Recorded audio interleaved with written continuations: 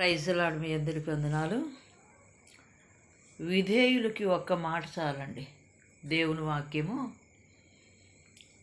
వాక్యానికి విధేయత కలిగి నడుచుకునే వారికి ఒక్క మాట చాలు.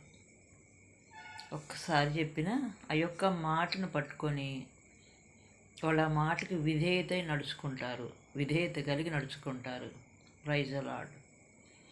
అందుకనే దేవుడు అబ్రహాముతో, అబ్రహమా, నీ దేశాన్ని, నీ తండ్రి ఇంటిని, నీ బంధువులను విడిచిపెట్టమంటే ఒక్కసారి దేవుడు మాట్లాడితే ఆ ఒక్క మాటకి అబ్రహాము విధేయత కలిగి సమస్తాన్ని విడిచిపెట్టుకొని దేవుని మాటకు లోబడి వెళ్ళాడు.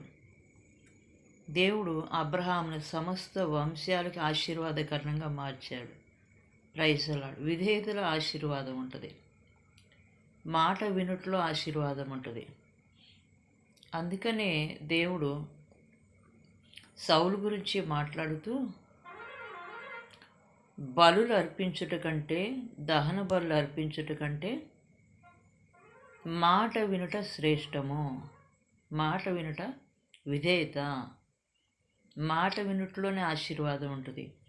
సౌలు మాట వినలేదు కాబట్టి దేవుడు రాజుగా ఉండకుండా అతన్ని, సౌలుని తొలగించాడు రాజు స్థానం నుండి.